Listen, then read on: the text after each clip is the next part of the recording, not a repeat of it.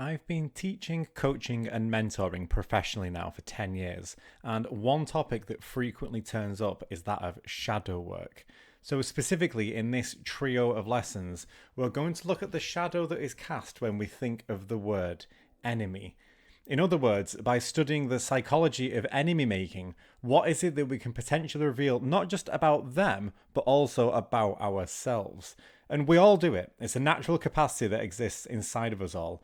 And that means it can be used in a healthy way and be of enormous benefit to our lives, or it can be misused if we're not careful, making it unnecessarily difficult. So we need to get a conscious grip on it rather than having it unconsciously direct our lives. So, across these lessons, we're going to consider the following three aspects. In lesson one, we will introduce Sam Keen's work, The Faces of the Enemy, and see why he refers to the current mindset that summarizes humanity as Homo hostilis, or the enemy-making human. We'll cover themes on shadow work, projection, the idea that blaming others might be comforting, what jealousy can reveal to us and a positive sense about ourselves and others as well, and all of this in service to the next stage of our evolution, which is Homo amicus, the friendly human. And then we'll continue this into lesson two, where we consider the different types of games that we play when we are creating enemies. We'll look at why playing a finite game is very limited and very self-defeating, and why we should instead pivot to playing an infinite game. Specifically, how can this help to funnel towards a more positive future to help us embrace this idea of Homo amicus? And then in lesson three, we'll consider 9 specific principles and guidelines that we can follow to bring about this enormously positive and transformational change. At the end of that lesson, I'll also give you 6 books to study, which is 1 core book and 5 supporting ones. So if you wanted to take this further, then you've got plenty to work with. And there's also 7 specific questions to act as prompts if you wanted to journal on these ideas and take these further, or to start some discussions with others who you think might be interested. And absolutely finally, there is a free download of this entire video in the description as well, which I've reformatted as articles and worksheets so we can give you even more structure. So if you want to turn this video from passive information into a more active source of transformation, then I will leave a link below. Like I say, it's free, so it's just there if you want it, or if you want to save it there for a later date. All right, get yourself a cup of tea, and let's dive in with lesson 1.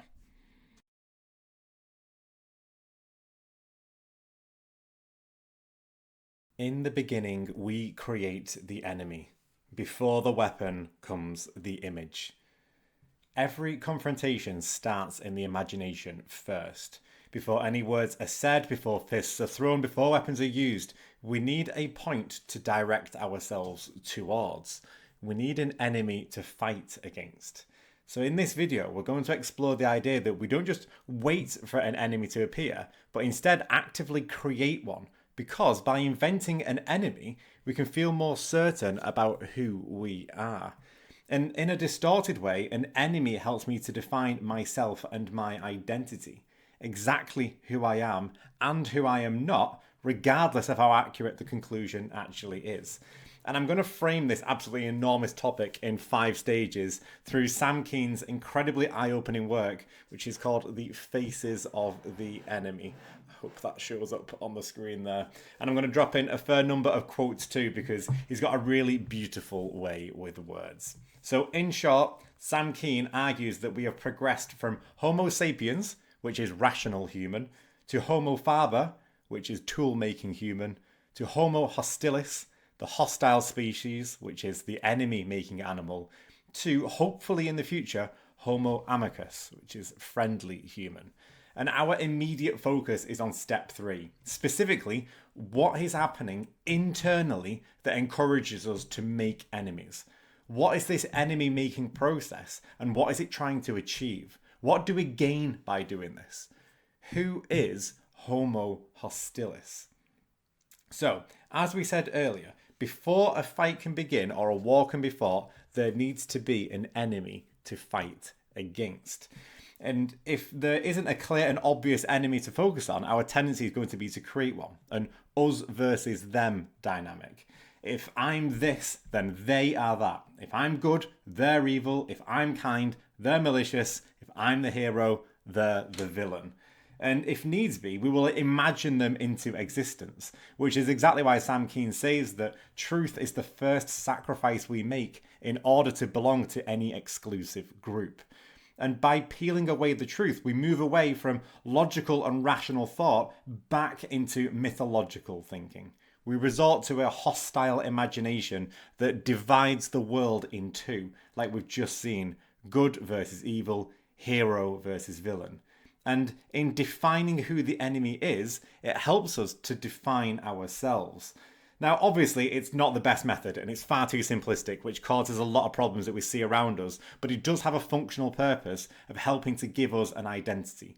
So one problem lies in this mythical way of thinking. When we generalize and mythologize the enemy, we're not rationally arguing or disagreeing anymore. We're just failing to accept the traits or the characteristics that exist inside of us, and we're just throwing them onto somebody else, or more likely a group or a collective. So what we're doing is banishing our unwanted traits onto the other. We make enemies because it's easier to see those traits within them rather than realizing that those traits are actually within us. It's projection. So, to quote Sam Keen, by this sleight of hand, the unacceptable parts of the self are recognized only as qualities of the enemy. So through projection, we are avoiding a confrontation with our own shadow. But the more we deny this repressed part of ourselves, the more it will show up in the other person.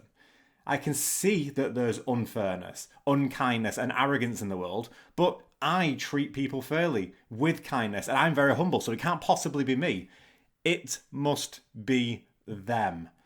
These are the 4 words that define the enemy-making process. And it's in this major oversimplification that we begin to deny our true selves and our actual capabilities. I might prefer to act kindly and be thought of as kind by others, but I need to also learn to accept that there are times when I haven't acted this way. And if I don't own these moments, then I will cast them out. I can't completely deny them because I know they exist, because as I can see them, as I can feel them, I can experience them to some degree. But if I come to the conclusion that they're not mine, then they must be yours. And that's the mythical, simplified mindset. So in this sense, the enemy is a mirror. What I dislike most in others is what I deny about myself. So if I felt guilt or shame about a certain action or behavior, then this can be really difficult to accept. So it's far easier to simply bypass the difficult feeling, reframe the situation, or just blame someone else, regardless of how guilty or innocent they actually are. We come to accidentally and unconsciously create a hate bond with the enemy. We create a mutual hostility. I hate them because they hate me. And I understand who I am because I stand against everything that they are. So whatever they are, I am not. Whatever I am not, they are. We come to be dependent on our enemy for a sense of self, not realizing just how shaky this foundation actually is. And remember, it doesn't matter how accurate this is or not logically, because we're not using logic here. We're in the mythical mindset. A hero needs a villain, otherwise they're just an ordinary person. So we need to be mindful of the roles that we set ourselves, because they, in turn, go on to shape what we see and what we perceive around us in the world. In a bizarre way, enemy making actually brings us comfort. It's the comfort of living in a simple world of no grey areas, just black and white. And as I said before, good and evil, hero and villain, us and them. But historically, any discussions around good and evil typically use at some stage wording like purity or words to that effect. So projection helps to preserve this sense of innocence, but it's a naive and a false way. To blame is to deny both one's responsibility and one's potency, to quote Sam Keen. So projection might give us comfort by helping us to deny our responsibility, but it also removes our sense of agency at the same time. Projecting and not reclaiming limits our potency, which is our potential for action. It numbs us to our potential and also to our vulnerability as well. If I can't act cowardly or in fear or in an anxious way when facing an enemy, I must always appear to be acting tough and strong and resilient and ready. So what happens is my fear hides my anger. But my fear still exists. It can be packaged up as anger if that's what I have to resort to, but it's not true anger. It's a distortion. And no matter what words I use to justify it to others, when I'm trying to go to sleep at night, but I can't because I've got all these unwanted thoughts and emotions running through my mind, I know what it is that I'm feeling at that point. It's fear. So blaming others is comforting to some degree, but it's absolutely soul destroying in another sense.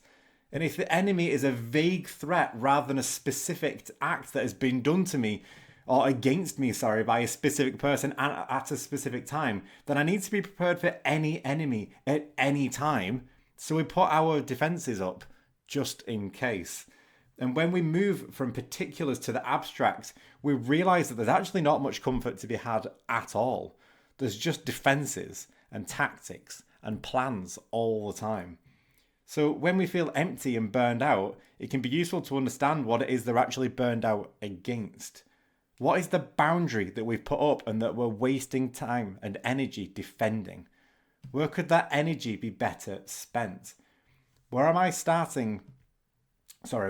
ready to start living my own life and stop pretending to be a false hero fighting a false enemy? And we talked earlier about this idea of forming a hate bond. We could also call this an adversarial symbiosis, to use the language from the book. If both sides agree that each other are the enemy, then it justifies avoiding doing the inner work that actually made this enemy making relevant in the first place.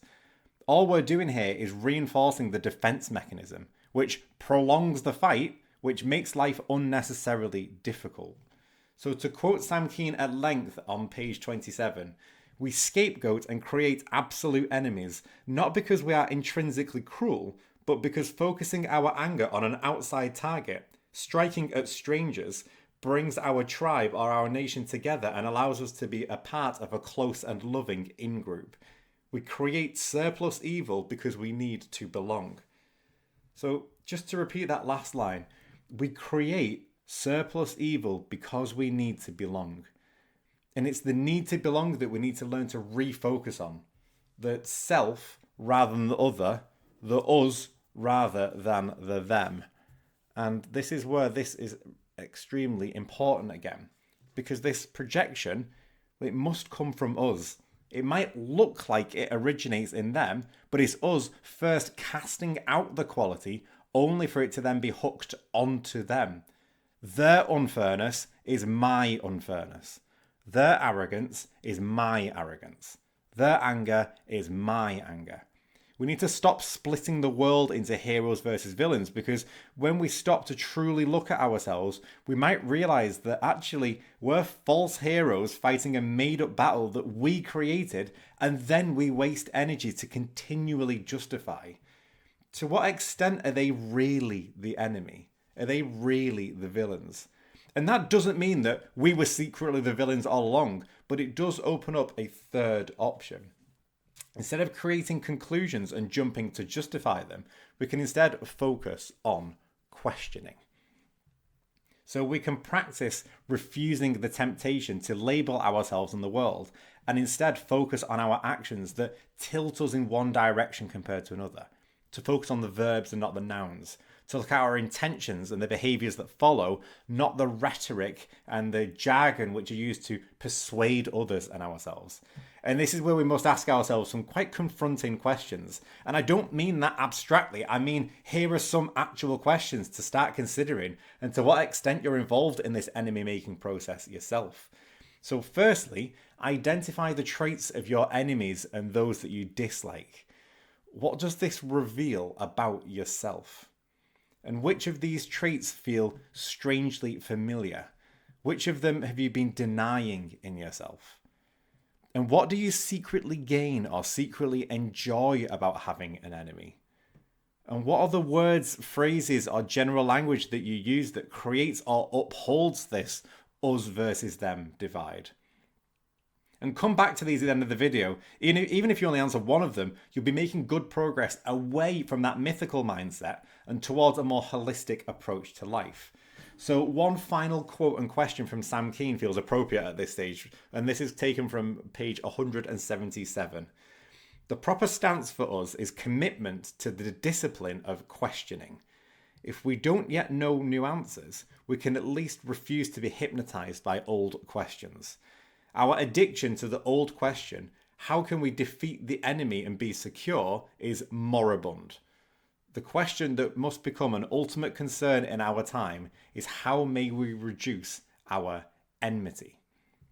Now, this is a word that I've intentionally been avoiding, but it refers to a more intense dislike of someone or something. So it's much more of a hostile and active approach, like holding a grudge, rather than just disliking someone.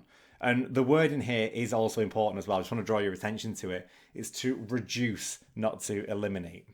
We're going back to that grey area rather than the temptation of black versus white. So what we need to learn to do is to outgrow our need for enemies.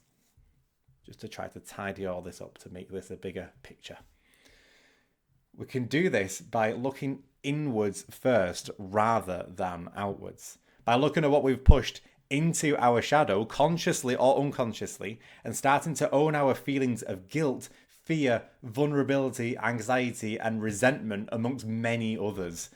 We need to stop putting up a defense against ourselves. It might feel like an ironic first step, but we need to identify our enemies first, because that's going to reveal more about us than any self-inquiry ever can. We can learn more about ourselves through the other person. And returning viewers to this channel know that I always encourage you to check out the primary sources for yourself, and today is absolutely no different. All of this is based around a few quotes taken from Sam Keen's Faces of the Enemy, and the full title of that is Reflections of the Hostile Imagination. And it's a great exploration of the collective shadow, if you're interested in shadow work. I've focused here mainly on the individual shadow and the enemy-making tendency that we each have. And this book discusses what this looks like on a larger scale in terms of governments and countries as well. It's an eye-opening read, to say the very, very least. So, just to return to the start of this video, Keen argued that we progressed from Homo sapiens, the rational human, to Homo faber, the tool-making human, to Homo hostilis, the hostile species, the enemy-making animal, to hopefully in the future, Homo amicus, the friendly human. And it's between steps 2 and 3 that we've learned to use this tool-making facility to create enemies, but it also opens up the door for us to use this facility for good. We can also create communities and meaning and a hopeful future using the exact same capacity. So this isn't all doom and gloom. It's important to see how we can misuse this capacity first and notice the temptation for projection, but the hopeful and optimistic news is that we can then reverse this process and move into reclamation of these traits. We can integrate our shadows as well as cast them out, and that improves the quality of our lives enormously, the integration. In the beginning, we create the enemy. Before the weapon comes the image. So what image have you been forming without realizing it?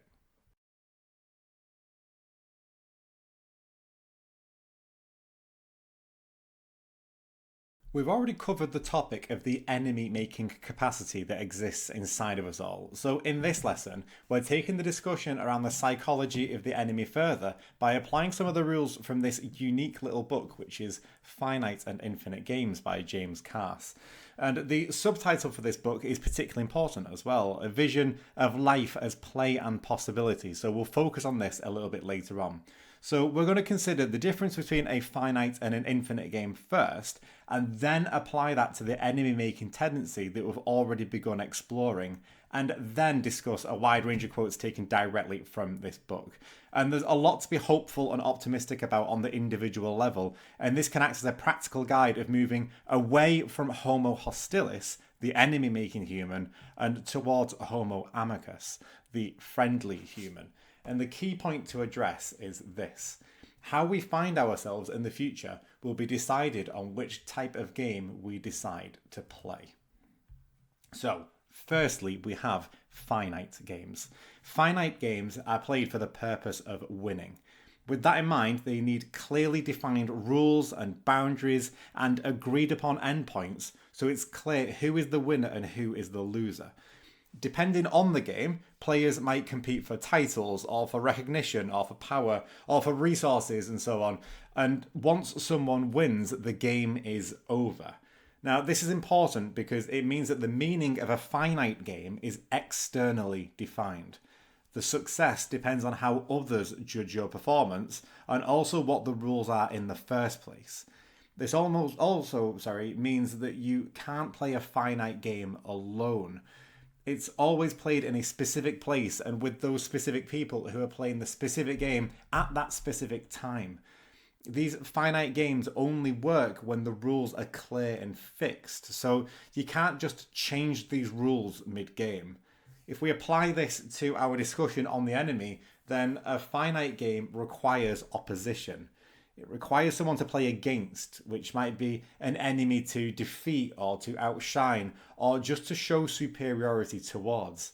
Now, I appreciate if you're playing a board game, then enemy is quite a strong word, but technically that's what they are. The foe or the opposition or the rival. And also, just while we're here as well, a finite game ends with closure in that it finishes what it started. So, for example, if two people sit down to play a game of chess, then there are clearly defined rules about how the game will go ahead, what is expected of each player, the rules that each piece has to obey, there's an agreed starting structure, and the game clearly ends when there is a checkmate, or a stalemate, or a resignation if you're a bit more particular. But the important point is that this specific chess match ends. You can probably see where I'm going with this, but I just want to spell out infinite games as well to make all this super clear. So, infinite games are the opposite, and they're played with the goal of continuing the play, not of winning. This means that the rules are able to change and the game can be adapted to keep itself going. So introducing a new rule mid-game would destroy a finite game, but it's a very welcome addition for an infinite game. It can add to the surprise factor and it can expand what is possible for all the players involved in a potentially positive way. So the meaning that the player gets from the infinite game is internally generated. It doesn't matter externally what others agree or disagree with because I'm not playing to defeat them. I'm playing for the purpose of playing the game itself. So it's not just that an enemy here is not specifically a threat, but that they can actually take on more of a positive role if it means that they can help to elongate the game itself. Playing an infinite game is more about playing with creativity and adaptation in this ongoing way. There's no final victory over another person. Instead, there's an ongoing participation of the game itself. So if we go back to that chess example, then an infinite game would be more like tutoring someone in chess to help them develop their techniques and their strategies. The focus isn't on the teacher being better than the student and defeating them, but it's on the process and it's the connection and promoting the game to the next generation so that it can be continued to play for years to come. And one of my favourite quotes in this entire book is on section 11, which summarises this perfectly. Finite players play within boundaries. Infinite players play with boundaries. Any specific chess match has a winner and a loser according to the rules. It's a finite game. But continuing the interest and the passion for chess playing for hundreds of years to come is going to be a much more open, expansive and creative pursuit. It's an infinite game. And I've intentionally left this wording very open so that you can see how it can apply to many wider areas than just this particular topic for today. So why have I spent so long going over the definitions for these two types of games? Well, it's because of the enormous hidden potential that is revealed in the structure of how the game itself is set up. It tells us not only what we're trying to do, but also how we're going to do it, for what purpose, for how long, and what the rules are that we must follow, or that we're allowed to break. And this opens up so much more freedom than we thought possible, or it limits our freedom in ways that we couldn't quite realize at first. So we need to be careful when we make enemies and establish opposition, because enemy making is a finite game. Now, to be clear, following on from the previous lesson on Homo hostilis, we are looking at this on the individual level, not the national or the governmental level. So that way we can make it a lot more practical. And for the rest of this lesson, I'm going to be giving direct passages from this book itself to help us move away from playing finite games unnecessarily and instead prioritize playing infinite games. For our purposes, enemy making is a finite game. Outgrowing the need for an enemy is an infinite game. So, to quote section 29, where the finite player plays to be powerful, the infinite player plays with strength. To the extent that we develop our strength purely so that we can outcompete another or defeat them, then we are playing a finite game. And it sours and it ruins what could be a moment of beauty. So, for example, if instead of going to the gym to become stronger and healthier for yourself, so that your own life can be more enjoyable for you, it would be training simply to prove to other people that you are stronger than them. So it's a vanity metric. This person is playing to be powerful in relation to someone else rather than stronger for himself. It's based on survival and defense and, ironically, weakness as well. In terms of enemy making, we need to learn to outgrow the need to better an opponent and instead see the other gym goers as allies and as teammates. Everyone working communally, but at the same time on themselves individually, so that strength and health are encouraged. The purpose is to maintain momentum and to keep developing fitness, to keep the strength game going. And this is echoed in section 48. What will undo any boundary is the awareness that it is our vision and not what we are viewing that is limited. So enemy making is a pointless game in the long run. It's not just insulting to others, but it's insulting to ourselves as well. We need to practice raising our self-esteem and to dream for more than ourselves. It's our vision that is limited. It's our creativity, our uniqueness, and our wisdom and our curiosity that is limited. Rather than looking at another person and seeing ways to defeat them, we need to learn to change how we even look at that other person. How can we reveal to ourselves via the other person what we need to develop in ourselves? Now, this is deep into shadow work territory here, and it can be extremely refreshing to actually reframe this other person as a source of transformation. And another way of saying this is by considering jealousy. So if we realize that we are envious or jealous of another person, then the psychologically immature individual will simply either deny the envy or ignore it or suppress it or create a story about the other person which bypasses the experience of envy altogether. The idea that someone else could be better than they are is too much, because if you're playing in a finite game, then that means that you are losing in comparison to them in practicing that particular trait. Now, the beauty of shadow work is reclaiming that and integrating that trait. Realizing and accepting that there is something in them that you are envious of, and that this reveals something about yourself that you truly want and desire from yourself in the future, and using that as a prompt to see that change in yourself. We should be thankful for envy, not dismissive. But this only makes sense if we view the rules according to the infinite game structure. They're not an enemy to be jealous of. They're the teammate who, unknowingly, has helped you to understand yourself on a deeper level. And this isn't a clever play on words or manipulation. This is how you change on the philosophical level at the deepest degree. You don't change what you're looking at. You rethink the eyes that are seeing. And section 17 backs this up beautifully. To be prepared against surprise is to be trained. To be prepared for surprise is to be educated. We want to start playing infinite games, and that means we are looking to constantly self-educate.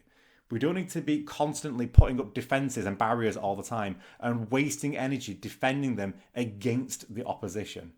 We need to be educated and anticipate the surprise ahead of time. So to combine the chess example from before with the envy example, I want to celebrate the skill of the player that defeated me in a particular game so that I can develop my own strategies for the future. And perhaps this other person will be willing to tutor me or mentor me to become better at that game. And perhaps then I could pay that forward and help to teach others who are below my skill level. So the bitterness of defeat doesn't need to be as hard hitting if we can stop seeing it as defeat. Rather than preparing against the surprise of being defeated, perhaps I can be prepared for the display of skill and then to celebrate it when I witness it. So by reframing the enemy as a skilled competitor, I get a chance to celebrate their skill. Maybe then I even want to be defeated, if being defeated means I get to witness something spectacular. And notice how in all of this, we're using this inbuilt capacity of the tool-making human for good. It doesn't necessarily have to funnel towards enemy-making human.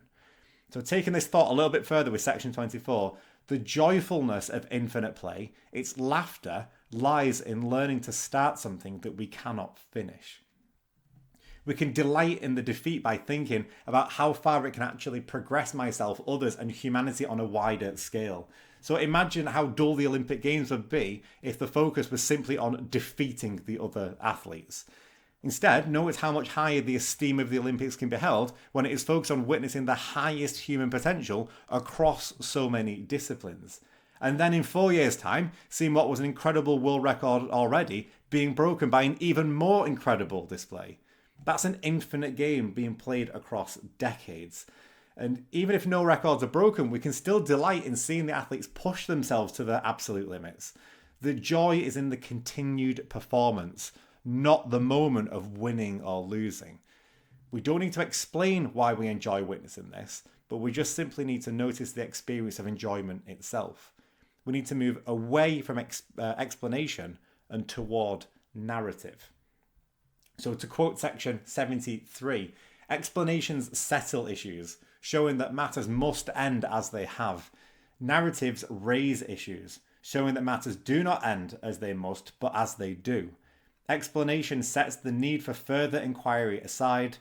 Narrative invites us to rethink what we thought we knew.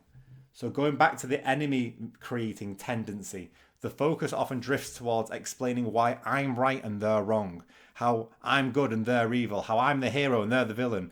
But rather than defending this and offering an alternative explanation, we could simply bypass explanation altogether.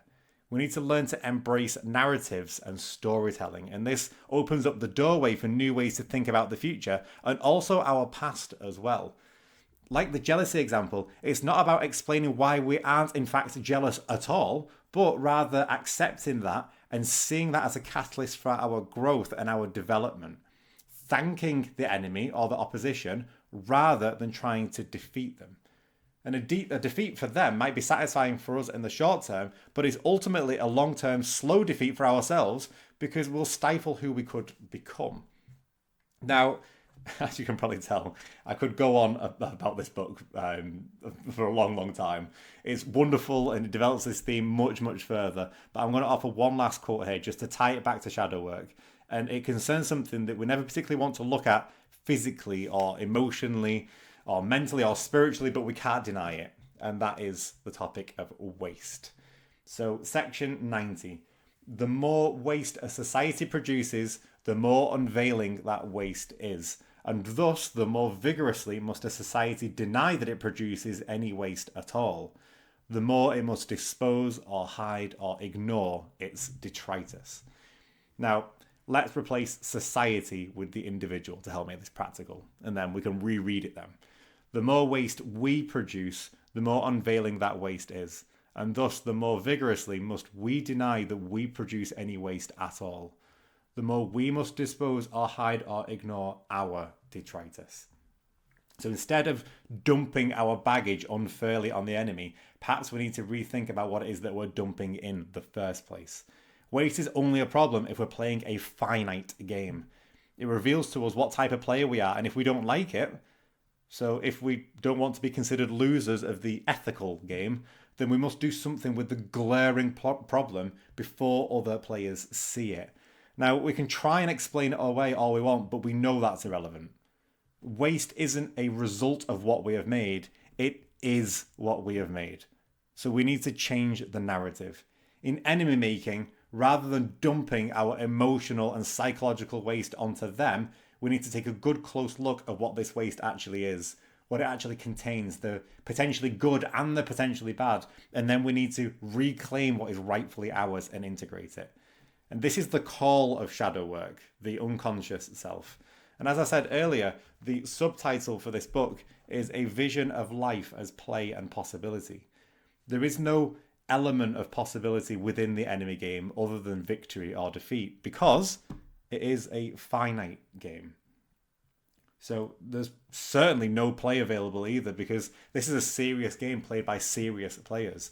If we're to become Homo amicus, that friendly human, then we need to reconsider what we are living for and how we will live it. And we've already looked at how we can misuse this tool-making capacity inside of us. And now we've considered how we can actually start to use it for good. So, 3 final questions to bring all of this to a close. What finite games are you currently playing, and how can you turn them into infinite games? Number 2, when you think of a specific person as the opposition, what can you now celebrate in them? How can you begin to celebrate this in yourself?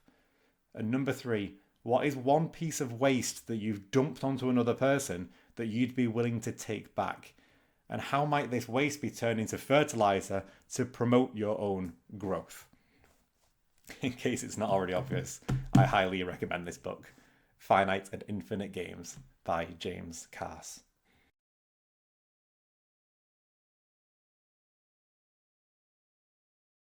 Our discussion on the enemy started with this book, Faces of the Enemy by Sam Kean, and we developed the theme by considering enemy making as a finite game based on Finite and Infinite Games by James Cass. But I want to return to Sam Kean for the third part of this series because the book itself ends on a very hopeful note, which is on the education of Homo hostilis. What does the enemy-making human need to learn, to understand, and to apply in order to become Homo amicus, the friendly human? So in this lesson, I want to briefly go over some points directly from this book itself, as well as some others, to act as prompts for self-reflection and to help cultivate some meaningful change. And by the end of this, you'll have a complete stack of books to dive into as well as some practical insights just to start acting on if you wish to do so. And this is ultimately about how you can show more compassion for yourself rather than focusing on the other person. In other words, how can you make your own life easier and more fulfilling so that you don't have to waste energy defending barriers and boundaries that aren't serving you anymore? So I've pre-prepared a list here, so I'm going to go through them at a fairly fast pace without much explanation so that you can pick up some ideas that intuitively stand out and take them further at your own pace. So starting with Faces of the Enemy. Number 1. Homo amicus should study the history of warfare as well as the history of peace. In particular here, it's studying the different types of conflict on the personal and the collective level, what the warrior-focused psyche creates and sustains, and how this shapes our societies and our day-to-day life. And in terms of peace, studying the conditions in which peace breaks out on a collective level, and then seeing how those principles apply on a personal level as well. Point number 2. Homo amicus should study metanoia and communication. So metanoia is a bit of a fancy word, but it refers to how we change our minds. And it can include specifically the idea of a change of heart, if we wanted to have a bit more of an emotional flavour to it. Or it could be a spiritual conversion, if you wanted a bit more of a spiritual texture instead. But either way, it concerns how we view ourselves, others, the way we relate to them, and how we communicate all of this as well. And this might sound obvious, but think of a point or a conclusion that you are absolutely convinced on. What would it take to change your mind? That's not to say that you should or shouldn't change your mind, but what would it take to change your mind? Studying communication can help us to be more assertive in this healthy way and make it clear to ourselves and others what our needs are and how they can be met as well. Number 3. Homo amicus should consider the new myths, meanings, and rituals of compassion. So if we are to move away from the enemy-making capacity, what are we moving towards instead? So what is the healthy alternative to this constantly prepared warrior mindset? Who should our new mentors and role models be if we are to change this way of being? And it's useful here to consider this idea of the hero in general. So for Homo hostilis, the hero is the successful warrior on the battlefield, no matter what the fight is or what it's for or how it's fought. And the values that the warrior has to embody on the battlefield are very different to the ones outside the arena of battle. So we need to consider who the new heroes would actually be. What would they embody? And how would that go on to shape our lifestyles if they revolved around this new ideal? That's where the myths and the meanings and the rituals would begin to look a little bit different. So I'll do 2 more from this book before moving on. Number 4, Homo amicus should plan for creative excess and Dionysian festivals. And I love that Sam Keen includes this as a paragraph in this book because it's not obvious whatsoever, but it is vital at the same time. So I'm going to break down some of this jargon first of all. Humans can't live by routine forever, or life becomes just too stagnant. So what are the new rituals that we need to rely on to break out of the boredom of everyday life? So classically, you'd refer to order and routine as Apollonian, and the more chaotic and free-flowing as Dionysian, and we need to balance both. What should the socially responsible ways of dealing with these more chaotic impulses be? Again, the purpose here isn't to give direct answers, but to reveal the important questions that need to be considered if we are to move towards this new way of being. And it's not like one is good and one is bad, it's understanding both of them. And finally, Homo amicus should consider the enemy within. So the risk of studying lessons about the psychology of the enemy is that it comes to this very oversimplified conclusion that any and every single person that we dislike is just a reflection of ourselves and that enemies don't really exist. And on a practical level, there will always be people that you dislike and act in opposition towards, and that isn't always a negative reflection on you, or it's not always a prompt to do inner work every single time. It's just to notice the recurring patterns and the exaggerations where we find ourselves jumping to charged conclusions that far exceed what we've actually seen. So when we see the man in a suit speaking loudly on the phone in the queue and come to the conclusion that he must be a millionaire CEO who is arrogant and rude and destroys the environment and probably cheats on his wife and lives a life of excess and luxury and is an example of the reason why society is so unfair and exploitative and so on. Whether all those points are valid or not is completely irrelevant. The fact that the mind got to that point from the prompt of seeing this man in a suit speaking loudly on the phone and noticing the qualities that we project onto him is the key point. So when Sam Keen says the enemy within, he means how do we utilize our resources to fight the inner battles? So things like paranoia and illusion and self-indulgence and guilt and shame and meaningless, just to use some of the examples from this book. So moving on to point 6, I'm going to change books and we're looking at Ken Wilber's Religion of Tomorrow. And I said I'm going to shorten explanations, so I'm going to try and get a bit more to the point again really for this one. So number 6, Homo amicus needs to consider the eyes that we look through, not what it is that we are looking at. So instead of focusing on what you are looking at, consider the structures that are actually in place that prioritize what it is that you see in the first place. We need to question and consider the hidden maps that we are using that make sense of the experience rather than trying to explain the experience itself. So moving towards Homo amicus is realizing that we all have varying preferences, and so long as they're healthy and mature and considered, we don't have to waste our time convincing others that their preferences are somehow wrong. And that leads us quite nicely onto the next point, which is number 7. Homo amicus needs to both wake up and grow up. So on page 63, referring to this part here, waking up gives us direct experiential access to dimensions of spirit itself, and growing up helps determine just how we will interpret those spiritual experiences. Now, this is an absolutely massive topic, and that's why I always recommend so many books to help you take these thoughts further, not least just how big this book actually is in the first place. But if we are to become Homo amicus, then we need to embrace both of those avenues at once. If we want to focus on waking up, then I would suggest, and that would really be focusing on the states that you find yourself in and the depths of the experiences themselves. So that's where I'd suggest a book like Mysticism by Evelyn Underhill. But if you want to focus more on growing up and to focus on the structures and how your identity forms and reveal those hidden maps in the first place, then I'd suggest something like Toward a Psychology of Being by Abraham Maslow, which is point 8 in itself. Homo amicus must learn to love reading again, which is what I always talk about on this channel, autobibliotherapy. Auto referring to the self, biblio referring to books or library, and therapy from the Greek referring to healing. So autobibliotherapy is self-directed healing via books. And if you were to read these two books together, you've got Mysticism and Toward a Psychology of Being, and then you combined it with a book like The Religion of Tomorrow as well, then you'll get this incredibly high-level overview of the bigger picture, as well as really practical and granular approaches to actually see meaningful change. A reading habit is an absolute cornerstone habit for moving away from Homo hostilis.